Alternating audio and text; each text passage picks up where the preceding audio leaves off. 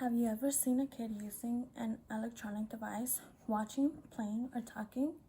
If so, think about the type of content that is usually exposed to them. Do they seem to understand, to be interested or concentrated on what they are watching? Well, how exactly does it affect them in their behavior towards others? Today, I am here to convince you that children observe what is being portrayed to them and will attempt to imitate aggressive behavior. Media is meant for entertainment, so and to be connected to others, to be informed, and etc. But when using media, it becomes a conflict for children to cooperate within their age range. A child is reaching a stage of changing their behavior negatively that can impact their lives. Child aggression begins with words, then it becomes physical, and lastly can cause serious harm to others and to themselves. Children no longer experience a real childhood. They are only focused on what the internet allows them to see, hear, and follow, which impacts their behavior negatively. So I am going to discuss about a term that is aligned with aggression, which is relational aggression, and it is an attempt to harm others through damaging and controlling relationships. So there are actually two types of aggressions. The first is reactive aggression, which is mostly based on the reaction of the individual, which means that they demonstrate frustration, aggression as a form of as a form of defense when being provoked. It can be expressed non-verbally with intentions of causing harm. Now, proactive aggression is goal-directed behavior designed to achieve an objective beyond physical violence. And mostly, children will show expectations for positive outcomes of aggressive acts. An example of relational aggression includes behavior such as spreading rumors about a peer who has wronged the individual or ignored someone with whom the individual is angry or upset. So, how exactly does media portray violence?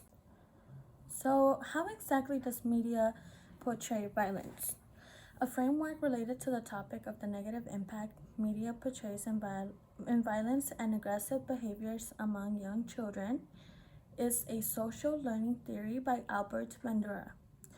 And he states, most human behavior is learned observationally through modeling. So from absorbing others, a child forms an idea of how new behaviors are performed and how on later occasions this coded information serves as a guide for action.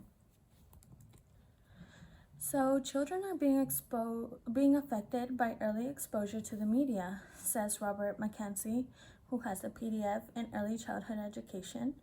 And he states that there are many common expressions that are used by children while playing that are alarming.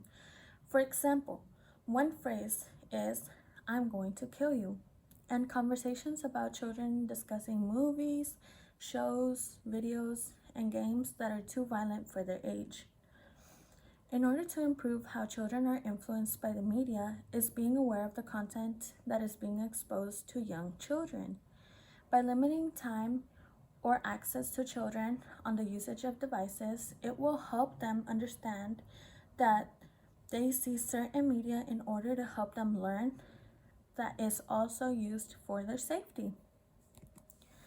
So let's do something about it. We need to limit our children. Technology is expanding, therefore we must be mindful of all the different sites our children are easily exposed to. Imagine your children participating more in family functions rather than being glued on their phone.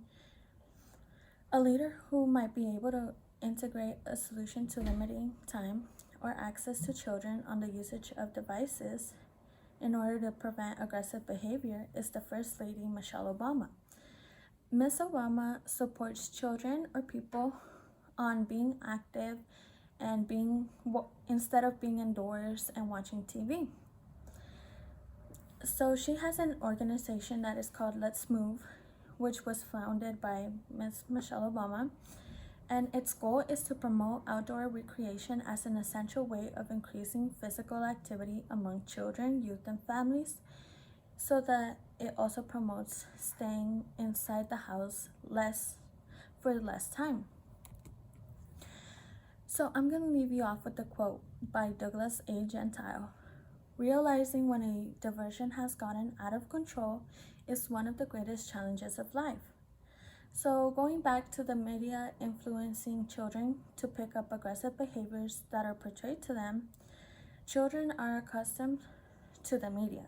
It becomes difficult for them to define fiction from real life. It becomes normal for them to behave a certain way and deal with their problems or issues while acting in an aggressive form rather than talking about it and learning to communicate with others. As a parent or guardian, why can't we limit our children? We must pay attention to the media that they are watching or listening to in order to help keep them away from gaining violent information that would negatively affect their lives. We must allow children to be exposed to adequate media for their age that will keep them entertained while improving their development and learning skills.